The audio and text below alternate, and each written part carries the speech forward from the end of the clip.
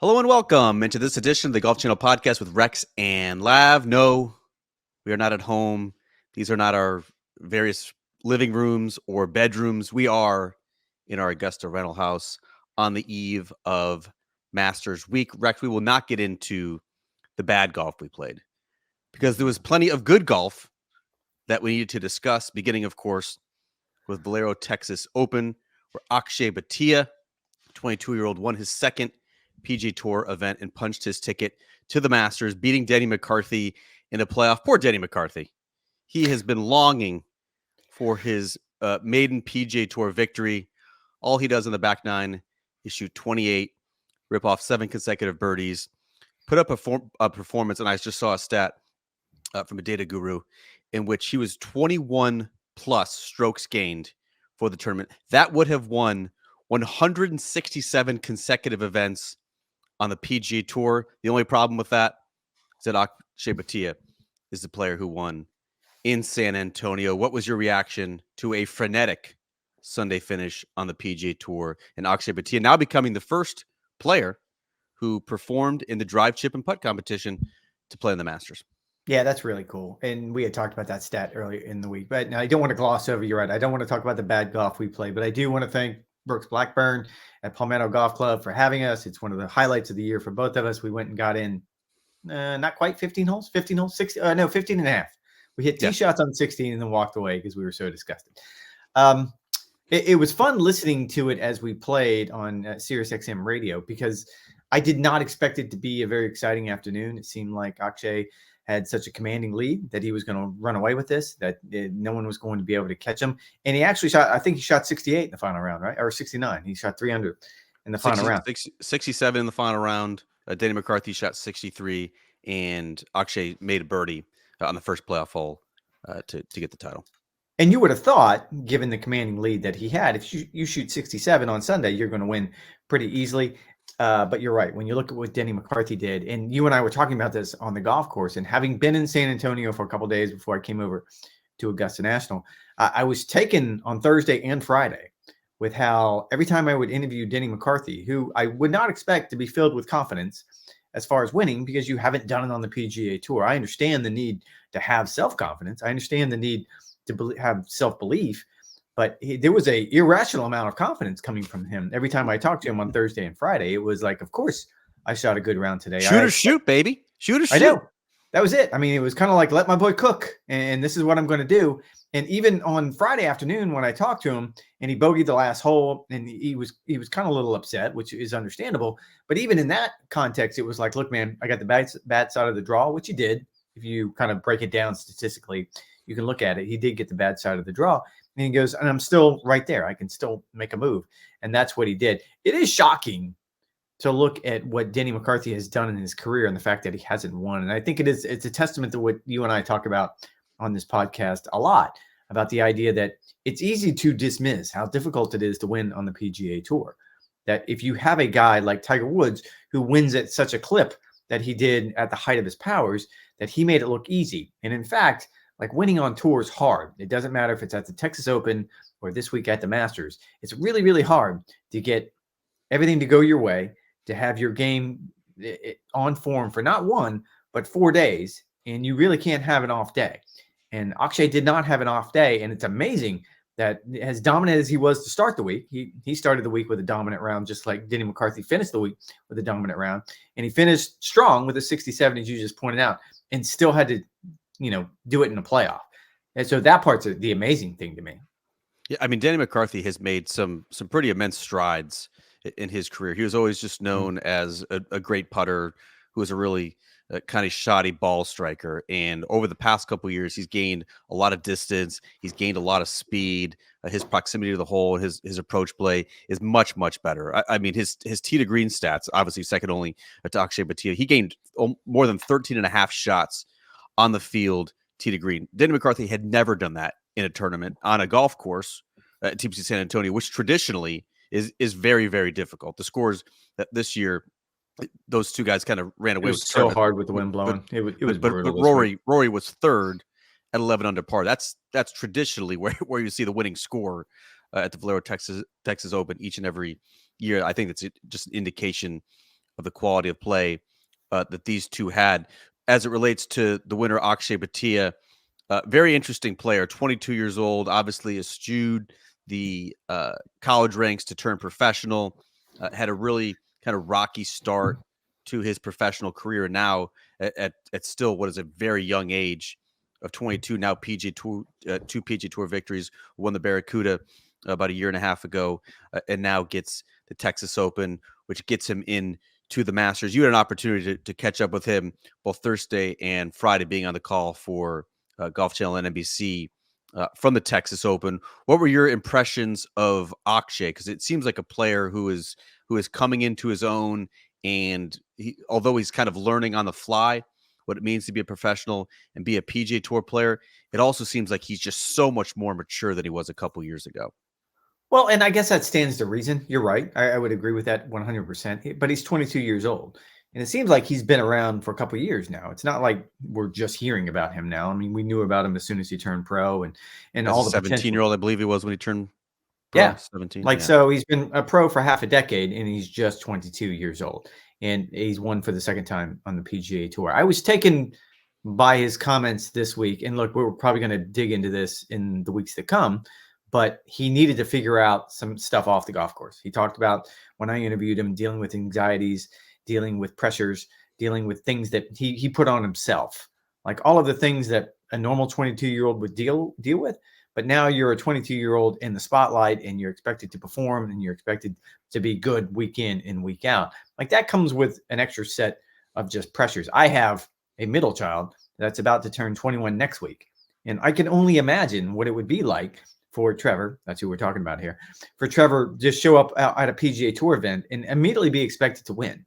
Like you need to perform week in and week out. Like, the expectations are so high. I can only empathize on what the pressures must be in that situation. I can only empathize with the anxiety that he must have been feeling. And he talked a lot about that this week. If you go back to the transcripts, the things he said to me during the telecast, it is interesting that his commitment to being a better person, a better minded person off the golf course, has now led to this result on the golf course. And I think there's probably a lesson to be learned there, because I think a lot of players, if they get in a slump, if they're not playing the way they want to, the knee-jerk reaction is, okay, I just need to practice more.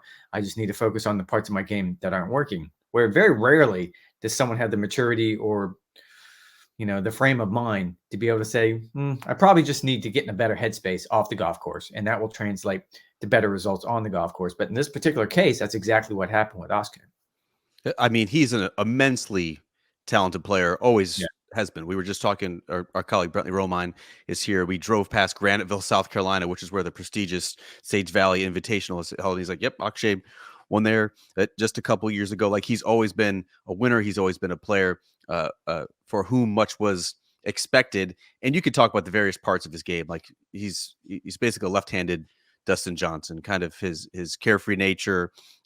It's the ball just jumps off his club face, like a very, very pure ball striker. You can talk about his move to the broomstick putter. He was one of the worst putters on the PGA Tour last year. I think he was like outside the top 180 in strokes gained putting.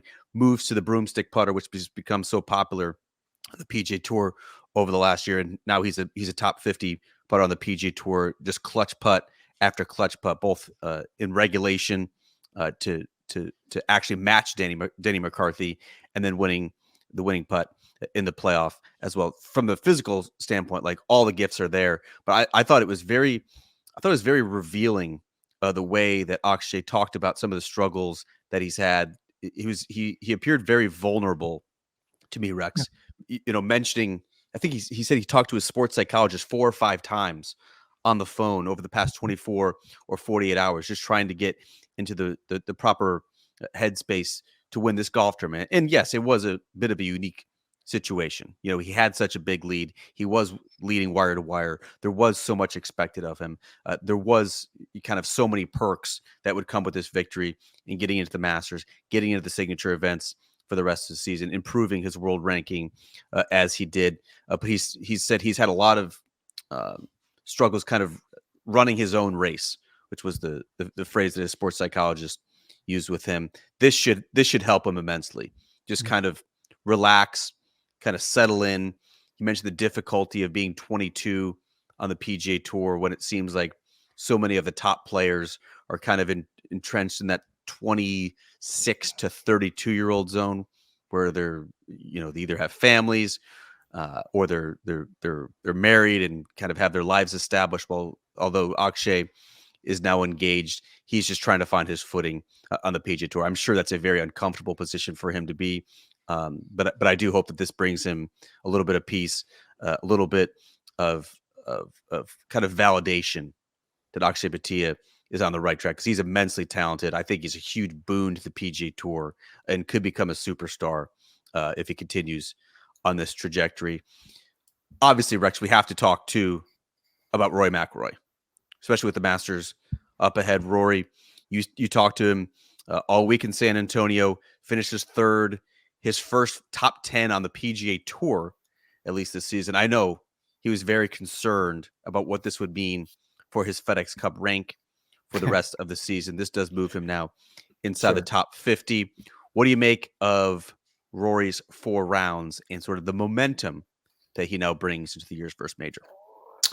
I think there is momentum, and we talked about this last week about the idea that, look, I have a huge amount of respect because of everything he has changed going into this Masters, because it's really, really easy for a player to decide, okay, this is the way I'm going to prepare for a major, and just stick with it because you think that's what's right with you. In Rory's case, he has tried everything over the last decade, and he continues to try everything. He's not going to leave a stone unturned in this quest to make sure he gets the career Grand Slam, and that's winning the Masters.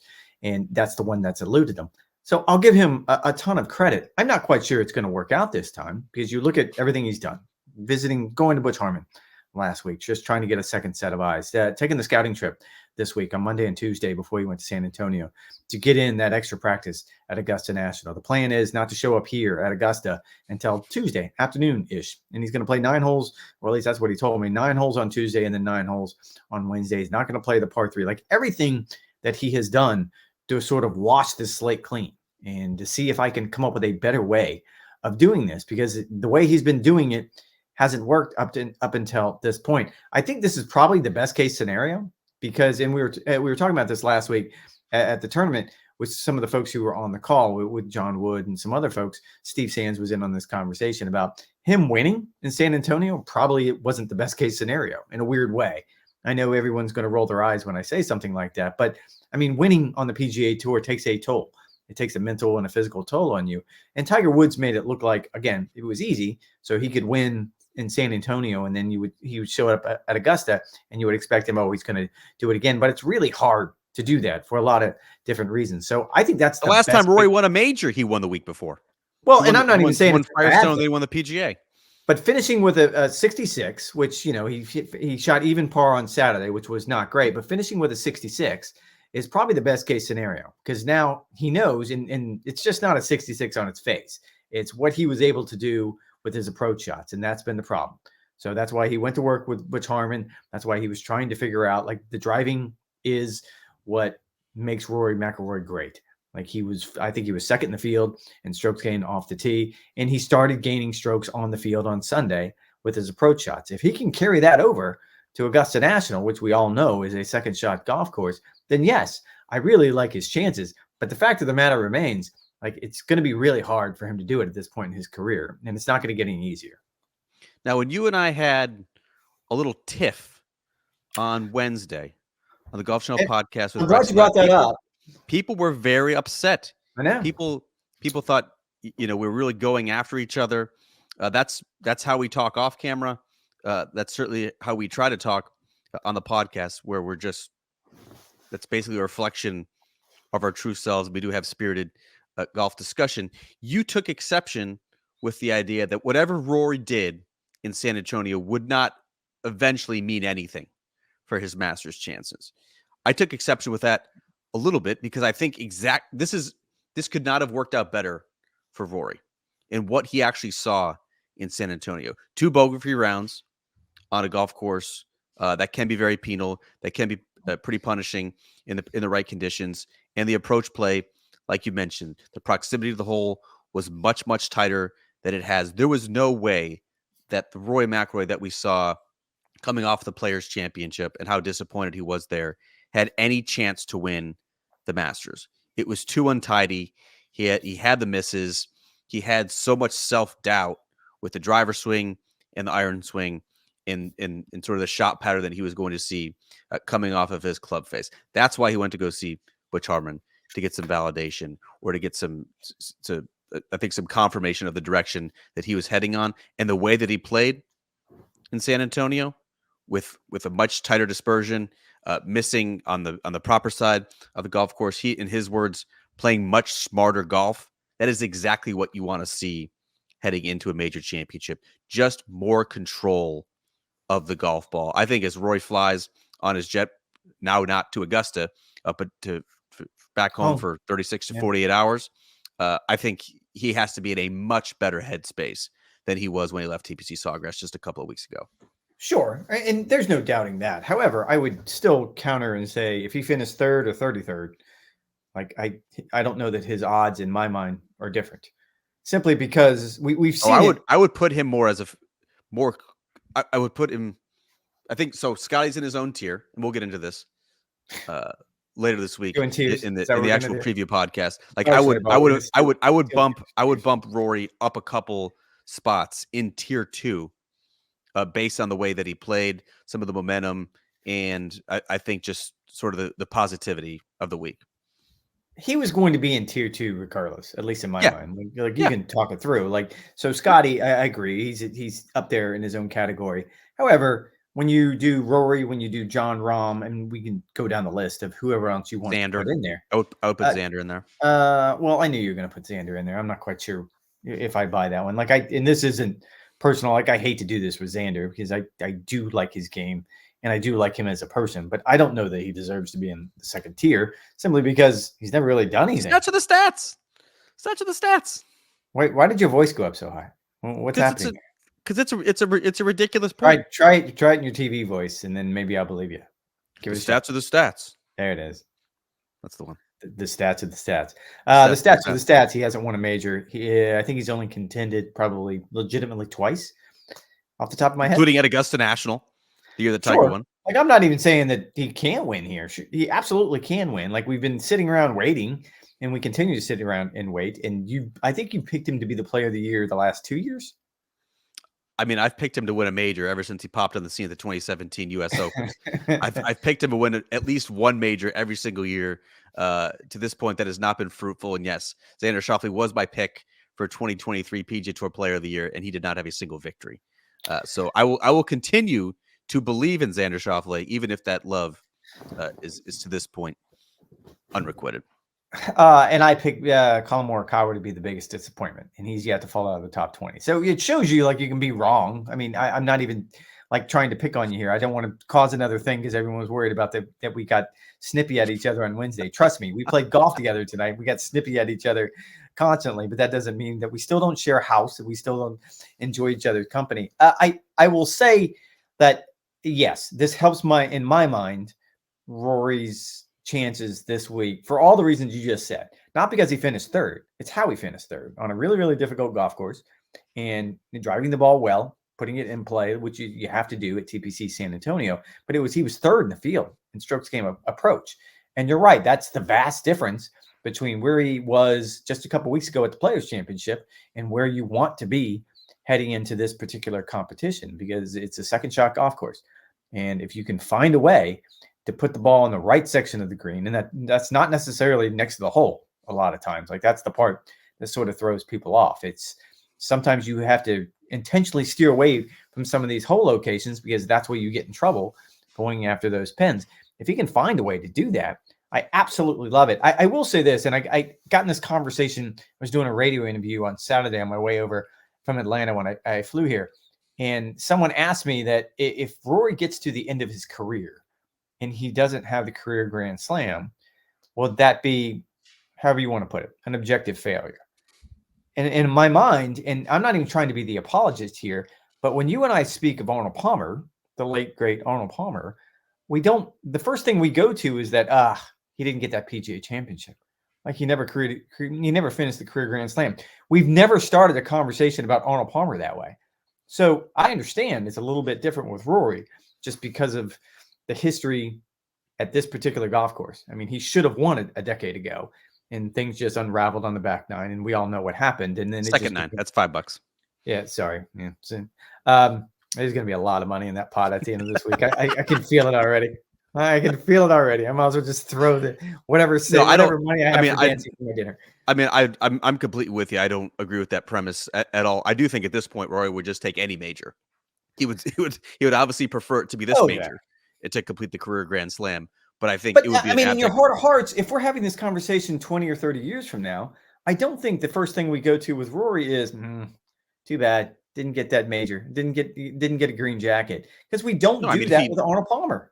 No, if he picks off another PGA championship, maybe 2 PGA championships, Valhalla is going to be a great chance for him in just a month's time. If he picks off another Open championship, if he gets to 6, maybe 7 major championships, and he does not win a green jacket at a course that does seem tailor-made for his skill set, yeah, would it be disappointing? Would it be an abject failure? Absolutely not. I wouldn't agree with that premise at all. If he does not go on to win another major championship, then I think that's a different conversation. But Rory's 34, 35 years old with still probably 3 to 4 prime years left in him. Let's give him the benefit of time. That's all you think he has left is 3 to 4 of prime years? Yeah. Yeah. Oh, wow. 3 yeah. I'd say closer to 7 or 8. So you think Rory McIlroy is going to be hyper competitive in his early 40s, swinging the way he does with the bye that he has? Well, what are you getting at with that? I don't understand. Yes, I feel swinging extremely violently, which tends to take a toll on the body the later and the older that you get. He's probably the best conditioned athlete on the PGA Tour right now. So no, I don't think the physical toll, because I think it's not a matter of conditioning. It's a matter of the torque that he's able to put on his body at that age. Eventually, I will say that when he sat down with Smiley for the happy hour on Friday, he talked about some of the things he can't do, and this is what Brandon Chambly brought up a few months ago now, is because in 2017, I guess he hurt a rib. And it's funny that this is the first kind of we've heard about it. Like we never heard about it in 2017 or the years since then, but he can't get into the positions that he wants to because of this injury. He can kind of feel it. But that is the only thing I've ever heard him sort of refer to as an issue. And I think we can all look at his swing and say, technically, I don't think anyone's going to pick it apart and say there's something wrong. Well, maybe Brandon would. But I think if you watch his swing in slow motion, we can all go, yeah, that's the way I'd like to swing. Yeah, I mean, I don't know how he got off on this tangent. I think it's unrealistic to expect that Rory McIlroy in his early 40s would be swinging the same way that he's swinging now with his speed and the amount of torque and torsions that he's putting on his body. I think there's some sort of compensation. Some sort of compensations would have to be made. Let's do the sports radio thing real quick. And is he already a Hall of Famer? In my mind, yes. Yeah. Oh God, yeah. All right. Yeah. Like he does. You don't have this, but he would be a first ballot Hall of Famer. Yeah. Absolutely. And so again, I keep going back to the idea that we're going to fixate on this year in and year out when it comes to Rory. For all Rory, how about this? I think Rory is a Hall of Famer based on what he's done post 2014, which is when he last won a major championship. Well, that would be a different conversation. But if Colin Montgomery, Colin Montgomery is in the Hall of Fame, then yes, I can see where you're coming from for that. And look, this is based on different things. It's based on winning the Order of Merit in Europe. It's based on Ryder Cup performance. Like I get it. Rory's a Hall of Famer based on what he's done since 2014. He's basically had 2 Hall of Fame careers. That is how I would put it. Speaking of sports radio discussion, Rex, here's a fun one that's going to put you on the spot. Jordan Spieth, you believe in his Masters chances, or do you not, based on his T10 finish at the Valero Texas Open? Yeah, I like his chances better than I did at the beginning of last week because it looked like so all of a sudden now it does matter what happens in Texas. Make up your mind. Like I watched him play. Not? I watched him play. Maybe again, these are very Jordan-esque rounds, and this is what we come to expect from him. But even I was taken by the idea of he gets a hole in one, and this was in his round. And I just want to go back and make sure I have this right. So in round 1, he starts on the first hole and he goes bogey, par, par, bogey, birdie, birdie, bogey, par, bogey. So it's a very Jordan round. And then he adds 2 more, a bogey and a birdie to start the second 9. And then he makes a 7, a double bogey at the par 5 14th hole. and then he finishes 1-3-5. Like that, I don't know how. Like if you just looked it up online and you're like, show me in visual form what a Jordan Spieth round looks like, you would put that card up because you're like, perfect man, encapsulation of who he is as a player. yeah. I mean, and it's funny. I was talking with his parents on Friday afternoon, and even they were just flummoxed. And I would argue, regardless of what happened in San Antonio, if he missed the cut or finished tied for 10th, which is what he ended up doing, I still like his chances at Augusta, because this goes back to institutional knowledge. We all know he can play this golf course well. It just depends on how comfortable he is with his game. I don't think he's very comfortable with his game right now, but he's doing Jordan Spieth type things in between really, really weird, ugly things. And so if he can find a way, like Rory has done, to clean up the really, really ugly things and just do the Jordan Spieth type things, then yeah, you have to like his chances. But I don't like, let's go back to tiers. You're not putting him in that second tier. I would put him probably at the bottom of the second tier or at the very top of the third tier. I mean, I like a player who's making a ton of birdies, which is what Jordan Spieth is doing. And he made, I think, 19 birdies in an eagle over 4 days at the Valero Texas Open. Yeah. Did he make a ton of mistakes? Absolutely. He made 11 bogeys. He made 2 doubles. Like it's just way too sloppy and untidy. But when you get to a golf course like Augusta National, that he does know where the misses are, where he can rely on his short game, which has been stellar in 2024, and he can rely on the putter, which he really couldn't over the past couple of years as he was trying to build that back up to 2017 levels. I actually really like Jordan Spieth this week at the Masters. Do I think he's playing well enough to overtake Scotty Scheffler? No, Scotty Scheffler is still my pick to win the Masters. I think he could win by a handful of shots, but I'd be very surprised, based on the way that Jordan Spieth is playing right now and based on his course history, if Jordan Spieth was not at least very much in the picture on the weekend. I'll put it like that. Rex, although we were not able to watch the final round of the LIV Miami event, that's not because we're LIV haters, but because our attention needed to be elsewhere. What did you make of how the folks like Jon Rahm fared, Brooks Koepka, Joaquin Niemann, Dustin Johnson, Bryson DeChambeau, potentially players like that, who I think many of us figure on the LIV side can contend for this Masters title? I mean, I would give them, again, a monsoon of credit for playing Doral the week before this particular event. Great move. Because it seems to fit into the schedule better. I think Brooks Koepka said this is the first big boy course that they've played all year long. It's a true test. It gave them, all of them, whether if it's Jon Rahm or Phil or whoever else, a chance to actually measure their game on or tour caliber golf course compared to some of the other places that they play. I will be curious. And again, we keep going back to this idea. Like Jon Rahm is clearly going to be in that second tier. Like it's not even a debate. Actually, you could probably make an argument that maybe he should be in the first tier, right alongside of Scotty Scheffler. Like now you're just kind of splitting hairs on that front. And I think as you go down the line, like I don't know why you wouldn't pick Brooks. Like I have a hard time wrapping my mind around it because, as we've discussed, I can't quantify him against the field, against the analytics, against everything that we normally do. All the things that we just did for the last 30 minutes, talking about Rory, talking about Akshay, talking about Jordan Spieth, like all of the things we can do to sort of say, okay, this is why I think he's going to play well here. It's really, really hard for me to do that with the LIV guys because we don't have those advanced analytics. We don't have the ability to compare them against fields that we know are pretty good. Like I'm not even like I'm not doing that to the LIV fields. Like there's still world-class players out there, but there's players that probably aren't playing their best, just like there's players that aren't playing their best on the PGA Tour. So I would put Brooks, I would put Jon Rahm in that second category, maybe even DJ, although, I haven't seen a whole bunch of results-wise from him. After that, I think that the other guys kind of fade a little bit. It's to me, I think there's 2 big question marks for the LIV players. Not worried at all about Jon Rahm. I think he'll play well because Jon Rahm always plays well. But the 2 question marks for me are Cam Smith, who WD'd, I believe he had a stomach bug or food poisoning, some sort of illness, saved himself to try and gear up for the Masters and get healthy that way. He has not done what we're used to seeing from Cam Smith. I would say not just throughout the live season, but it's kind of like an ongoing trend. I would say probably since last year's U.S. Open, winning a top 10 finish as well. But the other player is Brooks Koepka.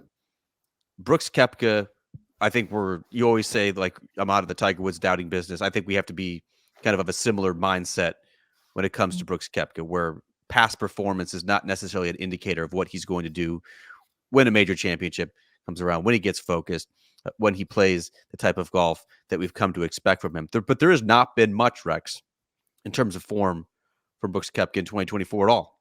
Just a single top 10 finish, had a really bad week at Doral, finished outside the top 40. He talked in his pre-tournament press conference about how once March 1st rolls around, that's when he locks in. That's sort of his time of year, and whatever else happened before, that doesn't really matter. And it's all about gearing up in the month of March to get where he wants to go. We haven't seen sort of that pay off. Last year was an entirely different story. If you recall, he won the event at Orange County National in Orlando the week prior to the Masters, then came to the Masters and was 18 holes away from winning his first green jacket before he got run over by John Rahm on that marathon Sunday. We have not sort of seen that elevation in form that Brooks Koepka wants to see as well, where he's ramping up. And so to me, he is a huge question mark as it relates to the year's first major. Data Golf, which takes into account not just the official world golf ranking, but also can do strokes game metric for the live performances as well. They have Brooks Koepka as the 44th ranked player in the world right now. Similar players are Denny McCarthy, Louis Oosthuizen, Cam Smith, coincidentally enough, Chris Kirk. That's sort of the level that Brooks Koepka is playing to currently. That feels, I think, more appropriate than just slotting him in as number 3, 4, 5 favorite for your list of Masters contenders.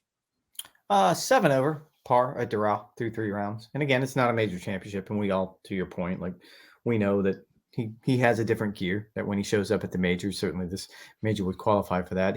He finds something special and has a history of proving everybody wrong on that front. I would be curious. Sergio Garcia lost a playoff, and I don't know that I would have Sergio Garcia.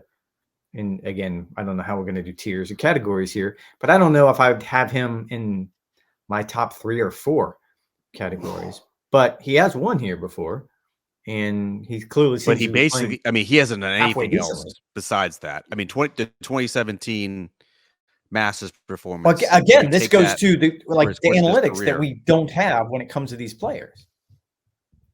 Yeah, I mean, I think that's fair. I think Sergio has a love-hate relationship with Augusta National. Has not played that golf course outside of 2017 very well at all, particularly in the last 6 or 7 years since winning the green jacket.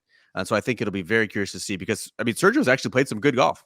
If this was a Ryder Cup year, and Sergio Garcia was now 4 or 5 months away from potentially playing on the European Ryder Cup team, he's probably a player that you'd want to have on.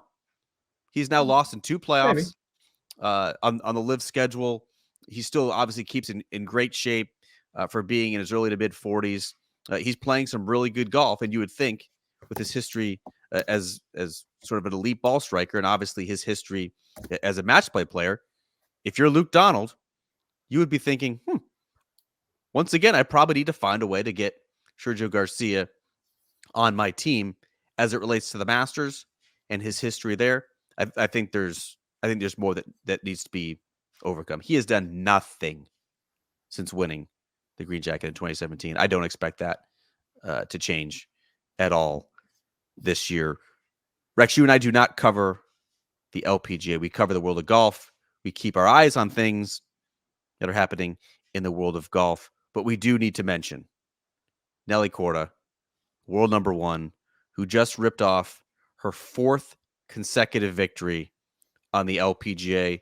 Unlike the other 3, this was actually a match play tournament, a tournament at Shadow Creek, in which she did not start well, and yet she got through the cut and then ripped through the match play bracket as well, beating European Solheim Cup stalwart Leona Maguire in the process. The first player since Lorena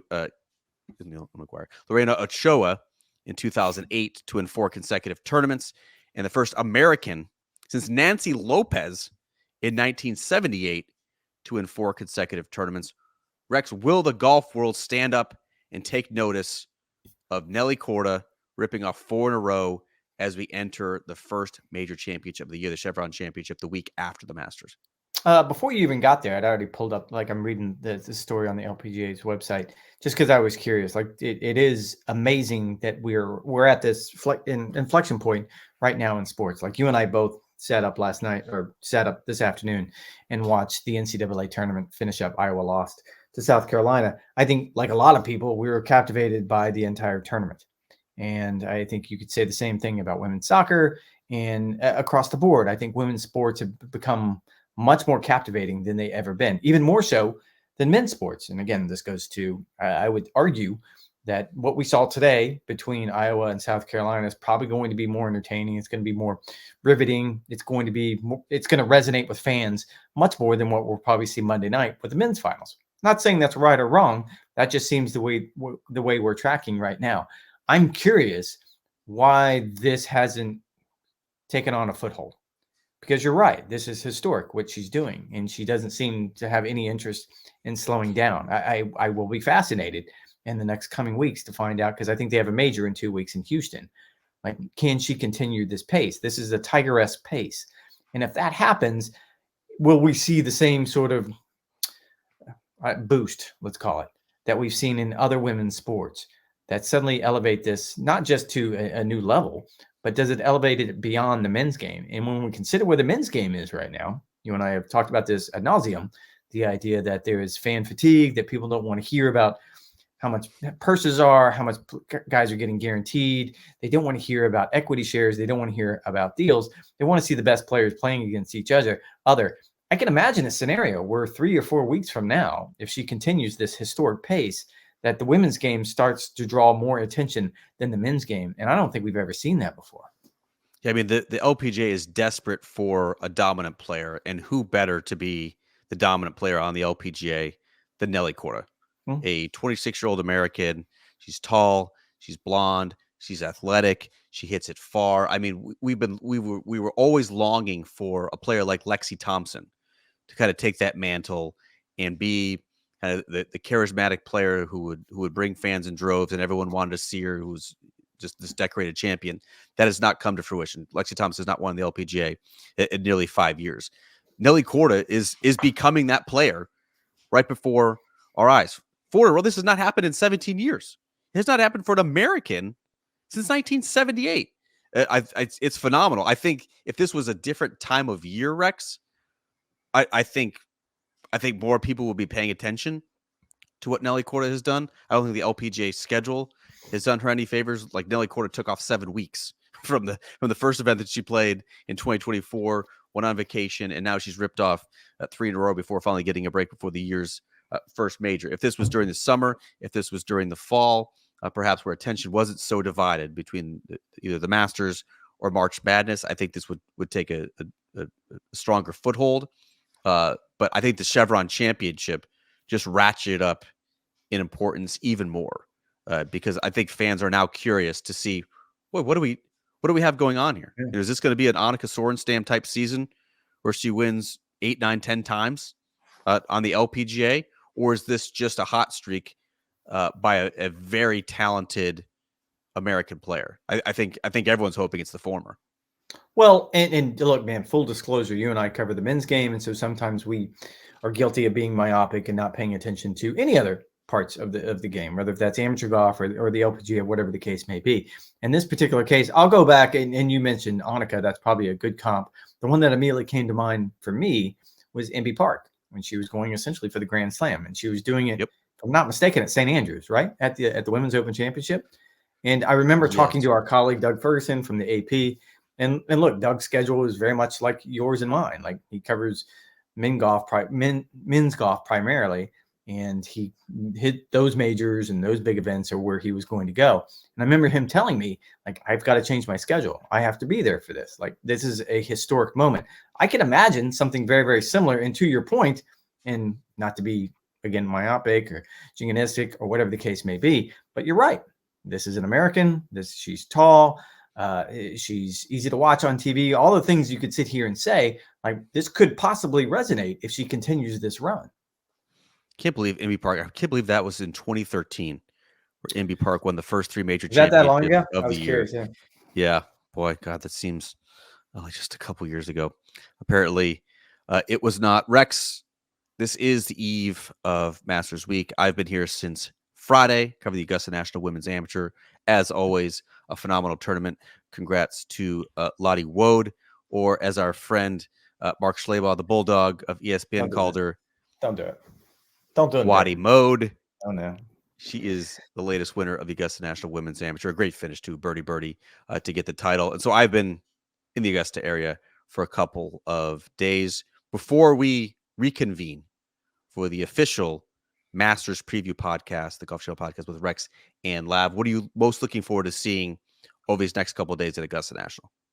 Well, Tiger Woods, I think he showed up today. It's Sunday at Augusta, and he was practicing. Like, I think we're all curious on that one. I think it is a sign of the times that there was a time when you and I would have never played golf on Sunday afternoon if there was a chance that Tiger Woods was going to show up at Augusta. So R.I.P. Tiger Tracker days. We miss you dearly.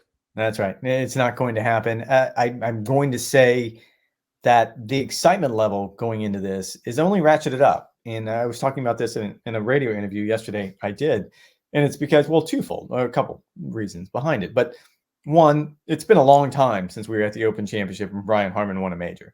So the excitement level is always going to be the highest for this one because we spent the longest amount of time thinking about it, talking about it, looking forward to it. Like you want to get here, you want to get on with it, as the English say. The other part of it is it's been a long time. It's been that long since all of the best players in the world were together.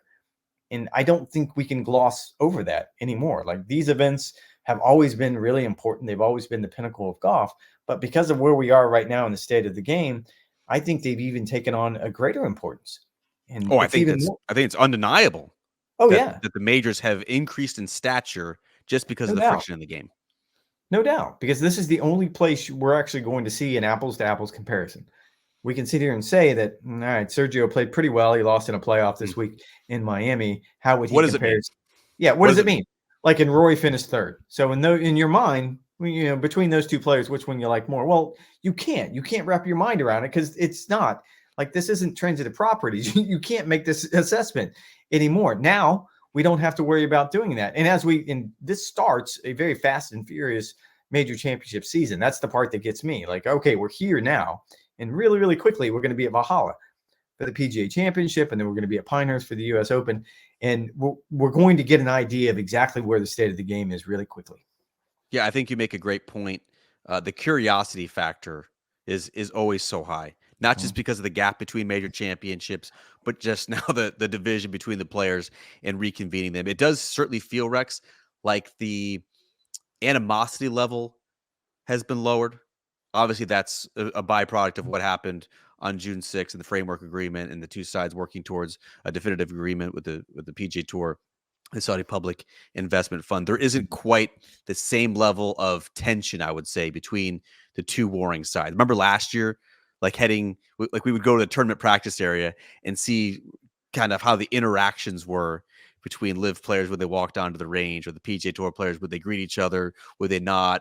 Rory and Brooks played a practice round at Augusta National. Everyone's like, what the heck is going on here? Like there was so much, I think, outward curiosity and fascination between how the two sides were going to interact. Obviously, it did not come to fruition. There was no real tension in that respect. John Rahm and Brooks Koepka went head to head, but I don't think anyone viewed that as PGA Tour versus Live. It was two great players, two potential generational talents going head to head at Augusta National, and I think that was great theater. And so I think that element has been reduced a little bit, but the curiosity factor is as high as ever on how these two players, and how these two sides and those groups of players are going to perform in a major championship. And I think the big storyline at this Masters in particular, Rex, is Scotty Scheffler. He's storyline A, B, and C. Who can step up and beat Scotty Scheffler? I can't wait. John Rahm's a defending champion. Like I think that's being a little. But Scotty Scheffler has played head and shoulders above everyone. I know Liv, it's not a head-to-head comparison, but they do have strokes gained metrics, and Scotty Scheffler, compared to his peers, is on a Tiger-like trajectory this season in 2024. Like, we have not seen this since Tiger 06, 07. And so the storyline this week is who could beat Scotty Scheffler. We're not going to get those answers in the next 3 days before we do our podcast, but I think we can at least have some more to chew on than we do right now. Well, podcasts on Wednesday and then mini pods Thursday, Friday, Of course, Saturday, Sunday. we will be back with mini pods. The Yeah. timing, of course, will be a little bit interesting. You'll be on the live from post game each and every round, so we'll most likely be doing it back here at the Augusta house, where the Wi-Fi does seem strong. Did not have too many issues. If we did have an issue and it's buffering on YouTube, our sincere apologies. But that is going to do it for this edition of the Golf Channel podcast with Rex and Lav. You guys know the drill. Go to NBCSports.com/golf for all the latest news and updates. Rex and I'll be filing beginning on Monday. Rex and I will also be on live from like 4:00 p.m. Eastern time on Monday to do our usual song and dance. I've got a Victor Hovland feature that'll be airing on Tuesday night that I hope you guys enjoy. So there's plenty to chew on. We'll be giving you all the information and hopefully making this podcast as good as possible. Thanks for listening. Thanks for the support. See you in a couple of days.